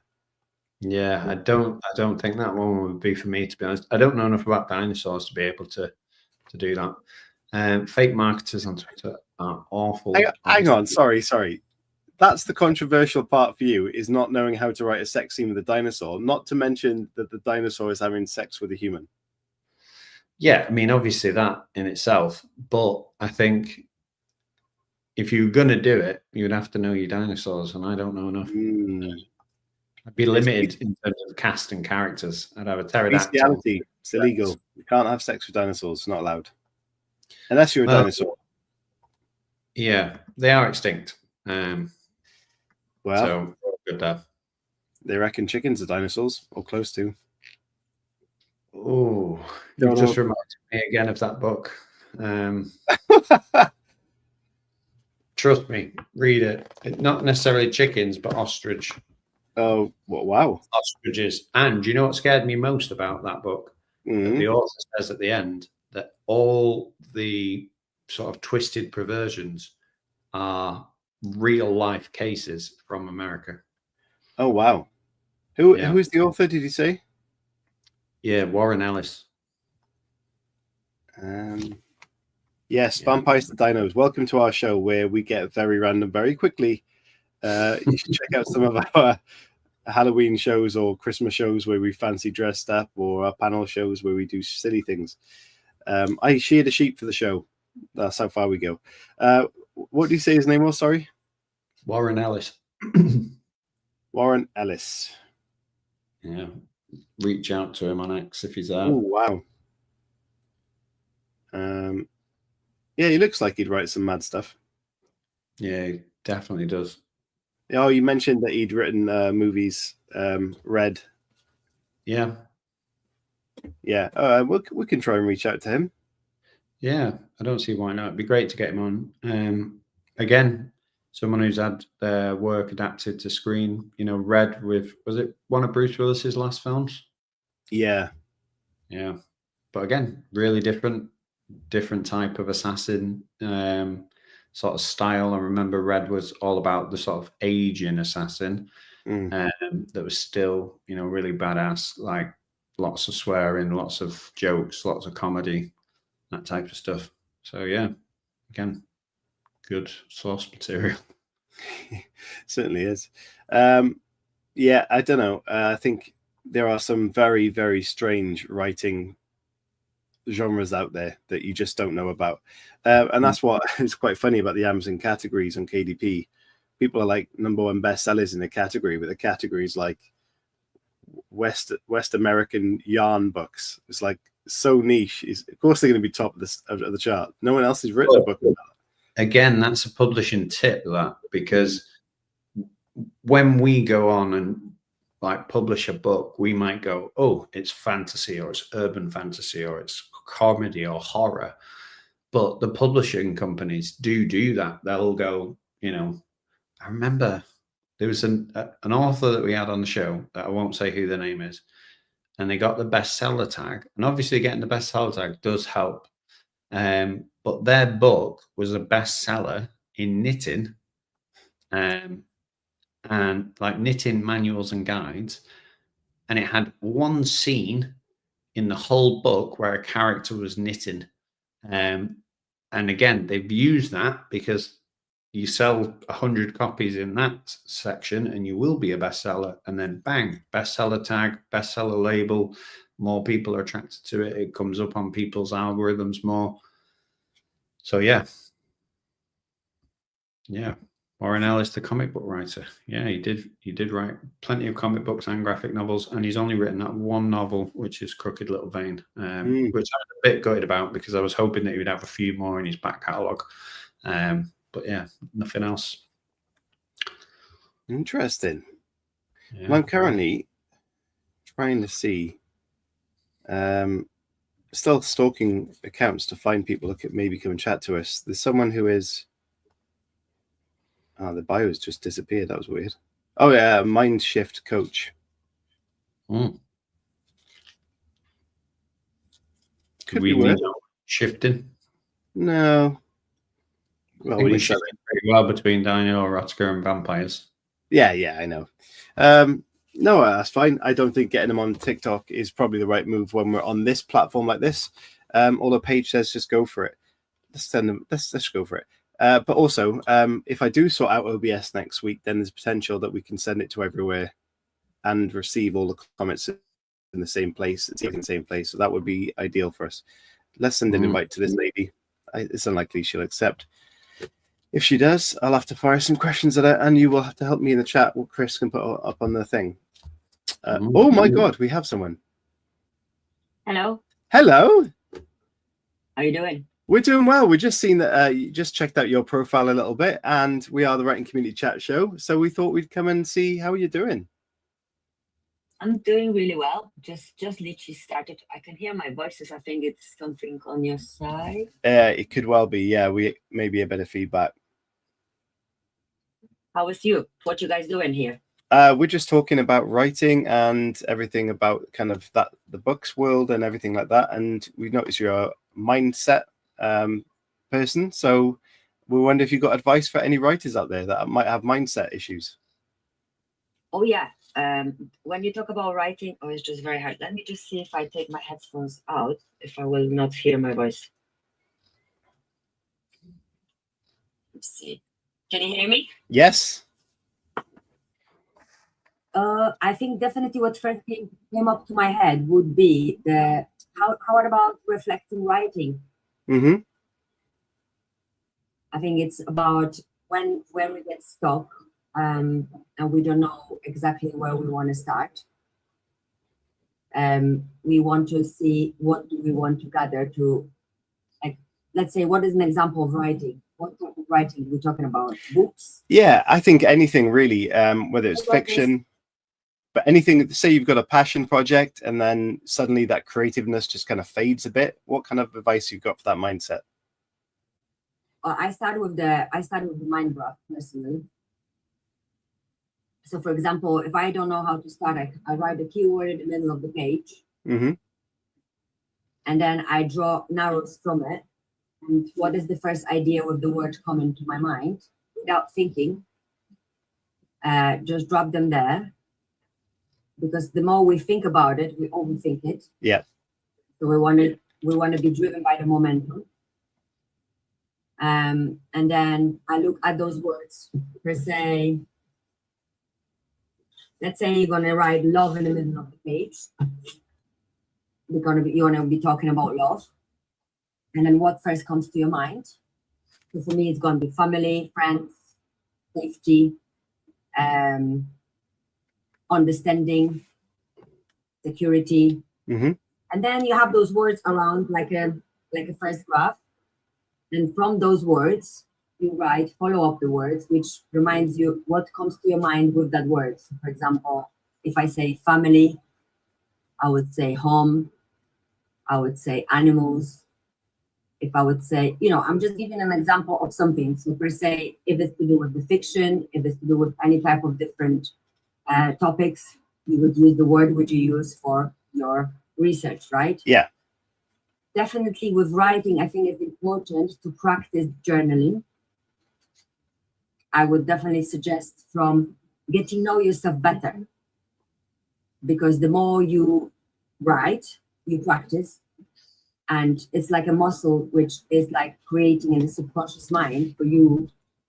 It's like a new pathway arriving for you, new ideas are coming. Absolutely. From working on yourself, like going more inward. Because we tend to focus on outside so much nowadays, and that can confuse us. Well, it used to confuse me, because I always compare myself to others. That's a big thing, I think. Yeah, and if you want to stop me, do that, because once I start, I can't stop. No, that's some great advice there, and Chris is writing down, so I'm not sure if he's actually doing what you just talked about. Yeah, I was trying it. Oh, okay. And what did it look like? So I started with novel, And then I branched out to aliens, government, end of the world, dying planet, lost humanity, hunters/survivors. So I was just writing the first thing that came to my head. Yeah, I've got a bit of a sci-fi idea there. Nice. I probably won't do it, but it was a good tip and a good technique, because just getting those words out on the page is a good idea. 100%. And also, if someone is more a person which likes to draw pictures, you can do it drawing. Yeah. As well. Absolutely. So you draw a picture in the middle, and what other pictures comes to your mind. I think with the mindset is the confidence as well. Mm-hmm. So how we gain the confidence? By being prepared, I think, as well a bit. Amazing. So I think with the writing books or novels, which is on top of my list as well one day, I would definitely suggest to do the research. Yeah. Because if you have an idea and to choose the right, choose somewhere where you are feeling confident in. So find the niche. Find what you are good at. Mm-hmm. Where do you feel you can, spread your wings? Love it. And asking others for advice as well. Yes. What do you think, guys? That's exactly what we're here for. We set this show up for that reason. We'll be going 5 years. We've met some amazing people, given great advice, and that was another great piece of advice people can take away there. So, yeah, thank you very much. How have you got weekend plans? Are you streaming all weekend? What's the score for you? No, I only just started the streaming officially from this week. Mm-hmm. And I'm doing Tuesday morning and Friday night for now. Okay. Because you see, small steps. So maybe with writing would be good as well. Yeah. So anything new starting, we tend to kind of dive deep in too much, and then we can maybe get overwhelmed. Mm-hmm. So you know how when you practicing for marathon, you're not going to run 5 miles straight away. Mm. So or 50 miles or whatever we want to do, we want to practice that muscle. So I do that to myself as well, which it's very hard because I constantly want to straight away dive deep in. That's why I choose just 2 days a week for now. Yeah. Just to build resilience, understanding how is that going to work. Yeah, it's a big learning curve, and you got to take it in the right steps, as you said. And I think it's very, very much the same for writing. So, Paige says she loves a good mind map. I'm a teacher using mind mapping all the time, and she says Chris made that same point earlier. So yeah, you're both spot on with that. So well, and also at the end when I said reflecting. Mm-hmm. So it's kind of looking back for what you did. So for example, when you have that moment when you are writing, guys, I think most of the beautiful people get lost in many hours of sending and finding that moment, and you burn yourself then, and then you don't have energy for the things. Yeah. And I think that was in the past. I think that's how many scientists used to work. Most of the books and things are written there on that one go. Mm. Well, I think it's time to change that a bit. So when you said that you are interested in writing yourself a novel, do you know what kind of direction you're going to go with? What subject or topic or genre? I mean, it was before I started to be a coach. I really wanted to talk about self-love. Yeah. But then, with an experience, a lot of different things came up to the head. And to be honest, now I don't know what I would like to write about. Well, writing about your passion. So, that's where your experience comes through. That's what you're telling us now. That's your passion, your knowledge base, and self-love is a big topic, and people will read that. So I think that's, go down that route. And guys, are you writing something? We're both self-published authors. Yeah. Wow, but we're busy with the show also. So we've got not that much time to do the rest. Oh, you need to make sure you have that time. Yeah. Because in the longer term, you're going to overburn yourself. Yes, absolutely. Right. Well, that's why thank you. Reflecting back is important. Thank you so much for coming and chatting with us. And, if you do get into the writing side of things, you want any advice, we've got over 350 interviews on YouTube. And contact us on socials. And if you need help, we'll do it. And good luck to you. Thank you so much. It was lovely to meet you. Yeah, you too. Bye-bye, Chris, and bye-bye, CJ. Bye. Bye-bye. I don't know how to take you off, but I don't know either. Wait. you're stuck on the show. Let me see. I'll sort this out now. Thank you. There you go. Brilliant. Right. How was that, Chris? Yeah, I mean, it was weird for me because I couldn't see her. I could hear her though. And yeah, she was talking a lot of sense. And like I said, when she was, giving the advice of the mind map element, I did do it. And yeah, I can imagine if you're stuck in a writing rut, that doing that and just writing the first thing that came to your head in terms of like a stream of consciousness type thing probably would give you a little jolt that you need to go in again. So yeah, good tip. What was people are watching not on TikTok who couldn't see that? Was that awkward for you, or was it useful? From my point of view, it was a weird one. But I was kind of making up what she looked like in my head. Yeah. I was kind of like, oh, I think she looks like this. That's the game I want to play, is where I've got the guest on and you can try and draw them and then reveal it before we send them off. Mate, I'm not that good. Nice. I would probably offend an awful lot of people if I tried to draw. That would be so funny. Paige said she was so cute. She had a nice vibe about her. She looked genuine, talking about self-love, and I think that's, like I said, that's where her passion is. So if she's going to write a novel, my back hurts. So we've got a question, which is a great one.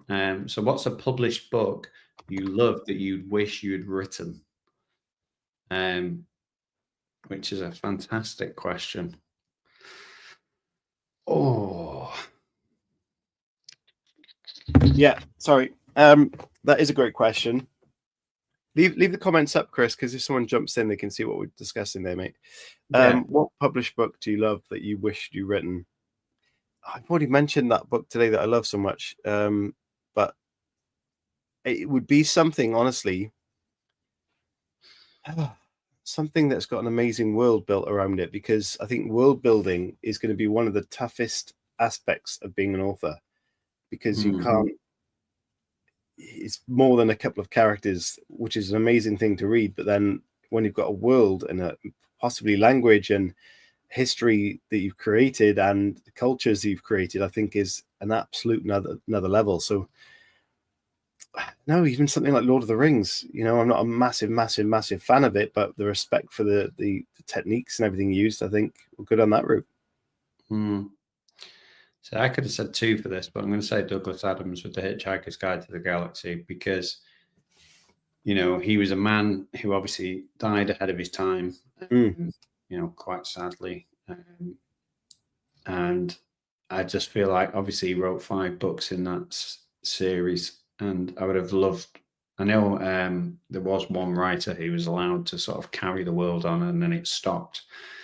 But again, I think, if you could give me any world to sort of play around in, which is essentially what this question is, because you could have potentially carried it on, it would be The Hitchhiker's Guide to the Galaxy. And I'd love to do loads of little mini adventures and stuff within that book, and keeping the same sort of vein and the same sort of comedic style, and the British humor and the timing. So yeah, I think that would be the one that I would pick. I've got really cool like painting. There was this artist on TikTok, and he buys things from thrift stores, and he paints like popular culture into the painting. And for Father's Day, I got given like a digital printout of that. So I'm going to get it printed and put in my office. So when I get it, I'll show you on the show, but it's the characters from The Hitchhiker's Guide to the Galaxy in this sort of like neighborhood, like little house type thing. It looks like Arthur Dent's house. But again, Douglas Adams, really good inspiration for me. Like, I love his work and his writing and his style. So yeah, I'd pick him. That's a good one. Paige said on TikTok, the Nightingale for her. Nice. Yeah, the Nightingale. Yeah. So yeah, if it goes out of copyright, yeah, then maybe I could. what's the age? Is it like 70 years or something? Something like that. I'm not entirely sure. Yeah, it's quite a long time, but I think was it Sherlock Holmes people can start writing and things like that because they've passed that point. Yeah, so Dirk Gently was first published in 1988. Could be towards the end of my life, but you never know. I might write a few and just get it out there just before I crop. Or I could write them, couldn't I, and say to my children, when the copyright goes, just release these books. Yeah, that would be cool. Wouldn't it be funny if you passed on and your children waited until it was long enough to like mess with your books and they just ruined it for you on purpose? Yeah. They were like, I'm gonna mess his book right up. Yeah, but again, it's something worth coming out. Yeah, so 1979. So Dirk Gently was a bit after The Hitchhikers, but yeah, what would that be? Well, I'm 84 and I'm 41, so 6 years, 47. So yeah, maybe I could be in my 50s. But yeah, maybe. I should imagine loads of people want to do that. Yeah. Or maybe what would be a good community project? A good community project. I don't look 41. Thank you. The Greys. Look at the Greys. Yeah. The Lord of the Rings with 1954. So that must be really close then. The copyright being out for that. Don't make me do any more maths. So that's enough for me today. What I was going to say is maybe we should do a bit of a project where me and you look at some books that are within that, time lapse period. And the last gone. Yeah, and find something that we both think that's really good, and we could do something with it and just give it a go. Yeah, just do like a short story or something and just see what it's like. Yeah, I mean, obviously, I'm wary of doing stuff like that because obviously it is someone else's idea, it is somebody else's work, and you'd want to, honor it and sort of carry the story on in that vein. Like what I would probably do with it is create my own characters, but bring some of the familiarities into it. By like maybe the main characters in their books, maybe just appear. So it wasn't a complete rip-off, but it was an added sort of element to that world. Well, what you could have in that scenario is where your main characters in that world are doing their own sort of journey and things, and they're affected by things happening in that world, which maybe that the original idea and character has made happen. Yeah, like Rogue One, for example, with Star Wars, where there was a space in time where something happened, but it wasn't kind of documented. So they kind of took that moment and fashioned some new characters. Yeah, doing something like that would be cool. Well, for example, say there was a novel that was, I don't know, whatever period of time it's in, and there was an explosion in the original story. We could have characters that at some point in their journey are affected by that blast in some way, but it doesn't need to be referenced because the original readers will know what it is. Does that make sense? Yeah, no, it does. And when you said that, I had an idea for the Lord of the Rings one. So obviously Frodo disappears, and I just had this idea of like an old lady hobbit that was just really annoyed that Frodo's gone for like so many weeks because he left his cat behind and she has to feed it. And it's just like really irritating cat, and she just can't wait for him to get back. So she just has a massive go at him. Imagine first day he gets back after all those problems. Old lady rattled, bang, bang, bang on his door for however many weeks you've been gone. Your cat has been an absolute pain in my ass. That's absolutely terrific, and should be an animated video on the internet. Would be millions of views for it. Yeah, but just writing little shorts like that's what I would like to do. Getting it in. So someone must have met Gollum before Frodo. Yeah, definitely. Ooh. Great idea. And Gollum seems like a pest, so I can imagine somebody else wanting to kill him. Yeah, definitely. The origins of Gollum. I'm surprised they haven't done that already. I'm surprised. I really am surprised that they haven't gone into that in more depth. Imagine you could do anything with Gollum in that scenario.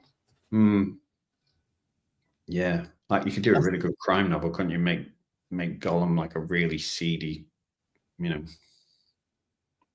Yeah, I know there's certain words you can't say on TikTok, so that's why I'm avoiding them. But yeah, you could do a lot with a character of that ilk. Yeah, well, that is probably, you know, we're talking about this in advice for people. What that advice there is a really good idea, and to do something like that is amazing. And that idea you just literally put on a plate for someone is absolutely fantastic.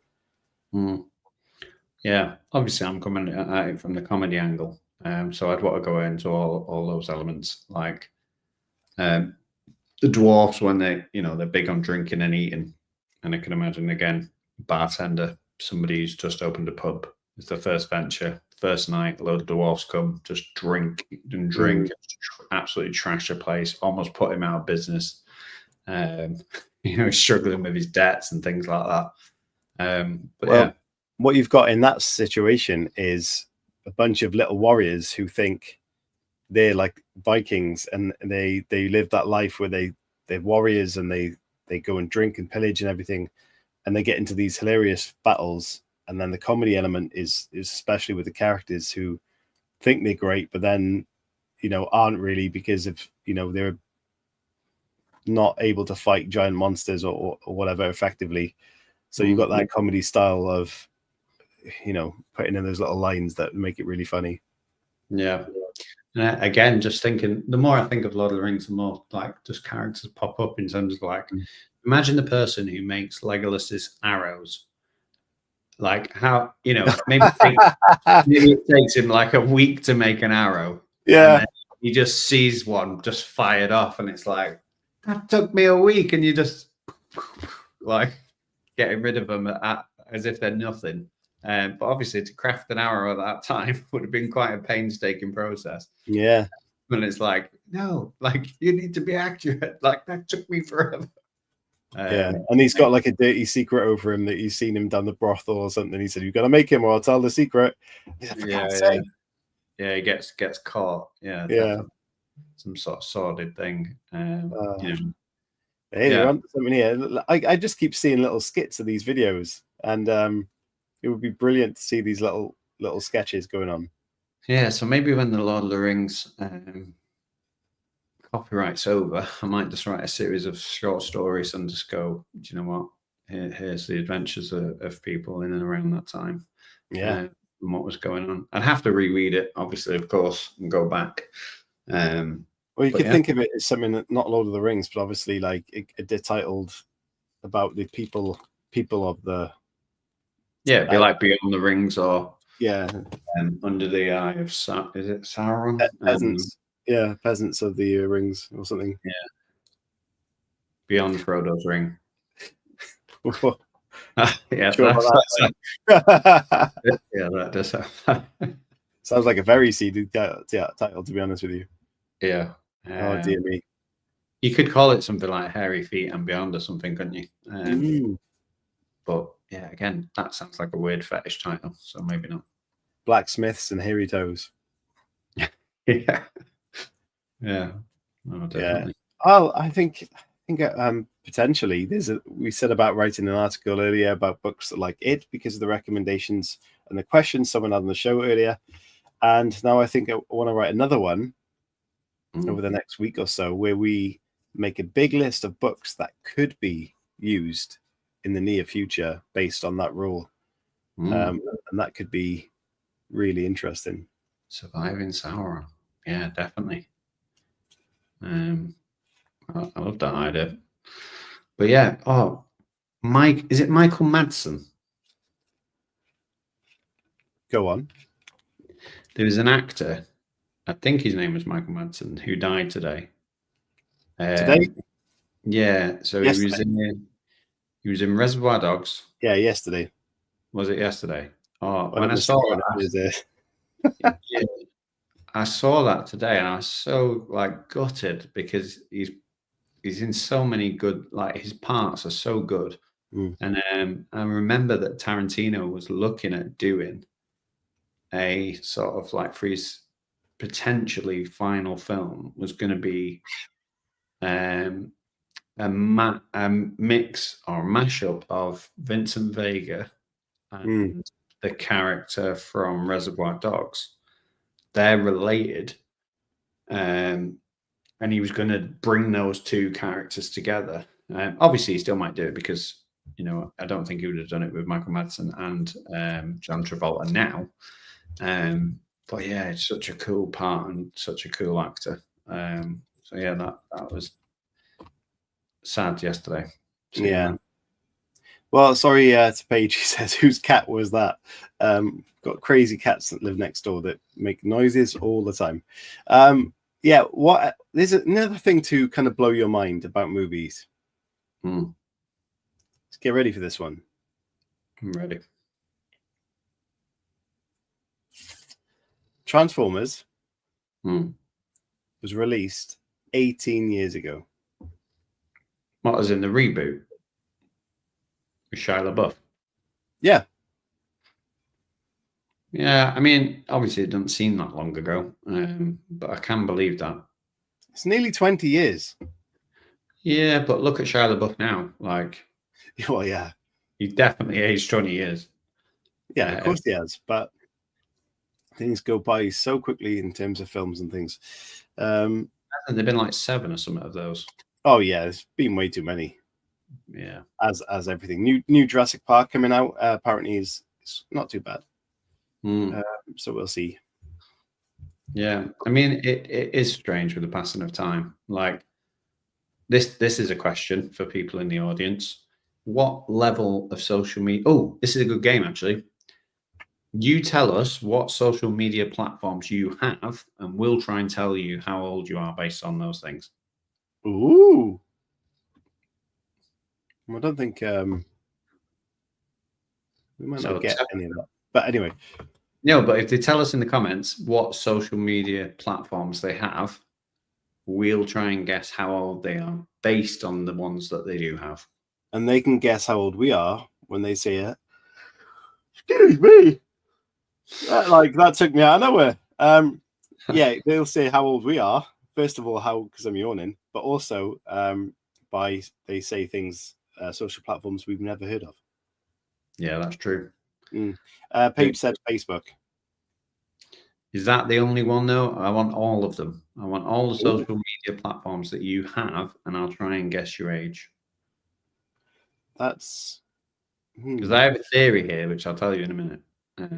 And Tim. Oh, TikTok. Who's Tim? That's not a platform. Instagram, TikTok, Facebook. I think that might be it.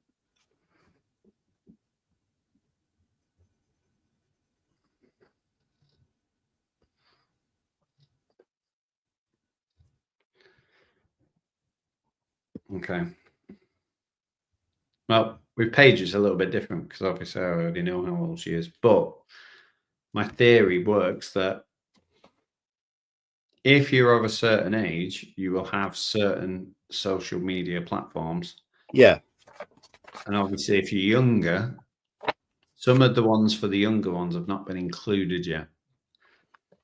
Oh, she says I will have to guess because you know the age, but then I don't want to because I don't know what this game is. Right. So my theory, Aga, is older people, like really old people, tend to have. Just going to grab a pen. Yeah, they tend to have Facebook, and that is kind of where their limits lie. So think about people 50, 60 over. They probably have Facebook because it was one of the first social media platforms in terms of that people were a bit more active on. Obviously, a lot of people go on there. They share random things on there, like their breakfast and random stuff like that.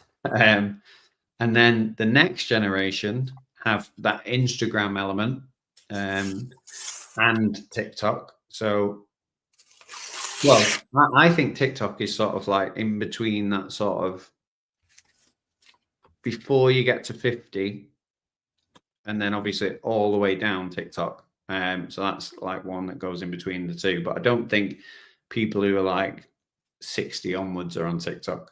Instagram, I think that's more sort of, again, early 40s down. Snapchat, I think if you have Snapchat, you are going to be very young in terms of like maybe 20s and below. And this is my theory on social media. It's obviously consumed at different rates, and there's probably ones that we don't know about that teenagers are currently using right now. Absolutely. And Roadblocks, that's not a social media platform, that's a game. But again, if you've not heard of that, you're probably over the age of 20. Right, I want to play a game with you now. Go on then. And it's a mind reading game. Okay. So I ask you 3 questions, and I'm going to guess your mind. Okay. Okay. The first question is, I'm going to write them on a piece of paper and fold them up, and then show you. Okay. Yeah. First question is, what is your favorite color? Don't say it. Just oh shit! Sorry, I didn't explain that very well, did I? Right. Don't say it. I've got to read your mind. Okay, so let's change that. Okay. What is your favorite car make? Don't say it out. Okay. You thinking about it? Yep. Okay. So that's the first one. There you go. Fold it up. All right. Yep. Next one, blank piece of paper. Okay. What was your car make, by the way? Do I have to tell you? Yeah, it'd be easy. I've done it now, so it's easy to know, isn't it? Say it. Say it. Oh yeah, like the same sort of makes as Volkswagens, aren't they? Yeah. Okay. What is your favorite TV show? Again, don't say it. Oh, my pen stopped working.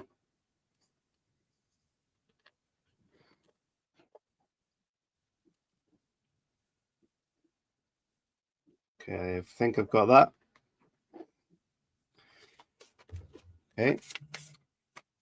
Folding it up. And what did you say for that one? Ted Lasso. Yes, what a great show. We all love that show, and if you haven't seen it, you bloody must see that show. It's so fantastic. And finally, what I don't know, think of a direction, up, down, left, or right, and that'll be the last one. Okay, remember, don't say it out loud, and I'm going to read your mind. Yeah, Go on. like magic. Whilst we're on that, Sorry? Whilst we're on that, Facebook, Instagram, Twitter, I'm going to say LGTV 3, because they've got Facebook, Instagram, and Twitter. What do you reckon age bracket there, Chris? I think Twitter is the one that kind of tips people over into a certain age bracket. So I don't think many younger people are on Twitter. I'm going to say younger, I mean like 20 and below. 36. 36, LGTV.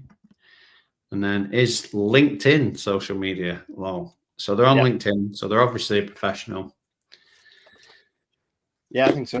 You said 36. I'm going to say 32. Ooh. See what they say. So let us know, LGTV, if we were right or in the same ballpark. Okay. And then I got your answer. Got your answers here, okay? Hi, so hi to you. I will open these up, yeah? Go on then. You said your favorite show was Ted Lasso? Yeah. What does that say? Ted Lasso? Yeah. What's this one? You said your favorite car make was? Say it. Say it. And your favorite direction you said was? I didn't. Did you think of a direction? Yeah. What was it? Right. Oh. And there's right. Is that right? Yeah, it's backwards because of the flip mirror thing. Yeah, so I read your mind. How do you feel about that? Yeah. I feel like I know how you did that, but I'm not going to ruin the show. He promises it's right. Yeah, definitely. Yeah. And then Chris is the closest, so I said 32. Yeah. So again, maybe the social media idea and theory is true. Yeah, I mean, it's not a groundbreaking theory by any means, but it's a good way of trying to guess people's age is on the internet. Absolutely. Yeah. So bit of magic to end the show. And if you love magic, we did have a magic show. A really good magician joined us for our 200th show, was it, or 2-year birthday? I can't remember. But Pete. Magic. Pete with magic. He's on our YouTube channel. Huh? Yeah. Again, it sounds like a character that could be in Lord of the Rings. Magic Pete. Yeah, Gandalf's first acquaintance, maybe. Pete. Imagine that. Gandalf's trainer, Magic Pete. Everyone just thought was a bit of a drunk. Yeah, he was magic. And LGTV says 31. Very, very close there. Oh, Pete Heat. Check him out on YouTube. That name. But yeah, he did a very good show with us and freaked some people out. So Pete Heat has got some shows on YouTube, and he did a show for us for our birthday and involved the audience and live people. So that was good. Check it out if you want to. Best magician ever, though. Got to be David Blaine. He's so good. Love watching this. I think I'm going to be like a magician in a minute and disappear because we've nearly hit 2 hours of the show, and I really need a wee. Yeah, that's fine. Yeah. At this rate, though, you are going to need one of those cafetiere type thing. Not a cafetiere. What's it called? Catheter. Why?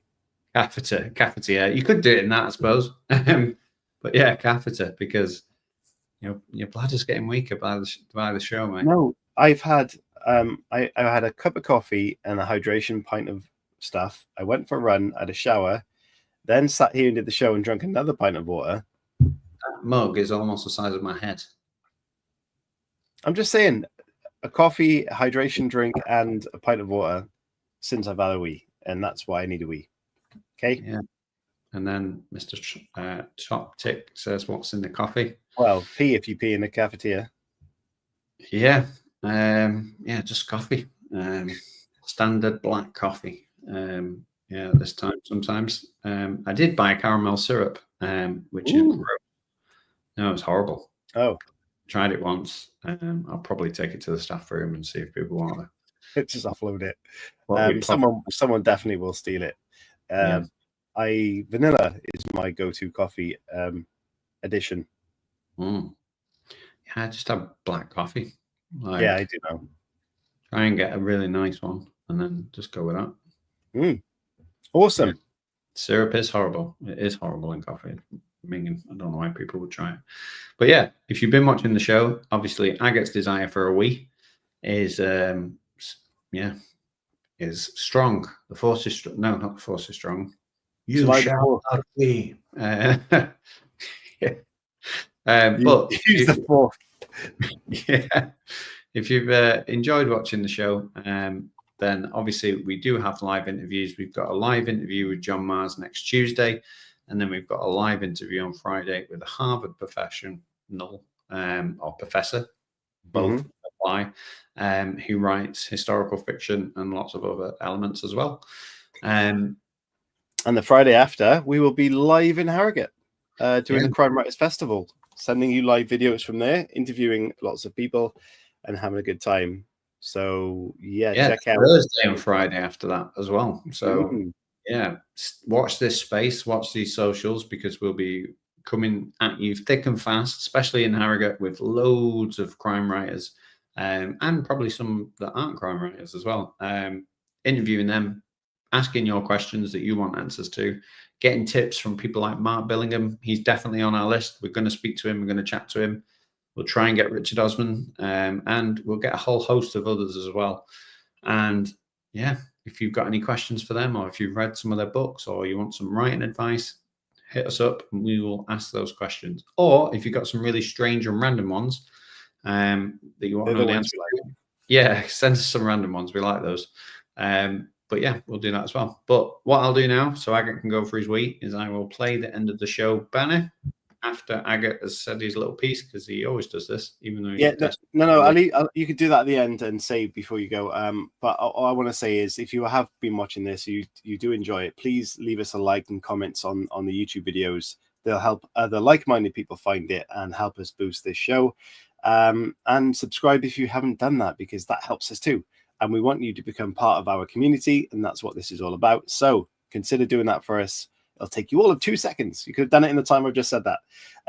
But thank you so much for joining us, and I'll leave you with Chris, who can end the show for us. Yeah. So whatever you're doing this week, if you're writing, just get in touch with us. Just let us know what you're doing. If you need any tips, again, there's an abundance of shows for you to look back on. And yeah, when we go live, if you have hit that subscribe button, you'll know in the future. So I hope you come and join us again. And yeah, thank you very much, guys. Stay safe this week.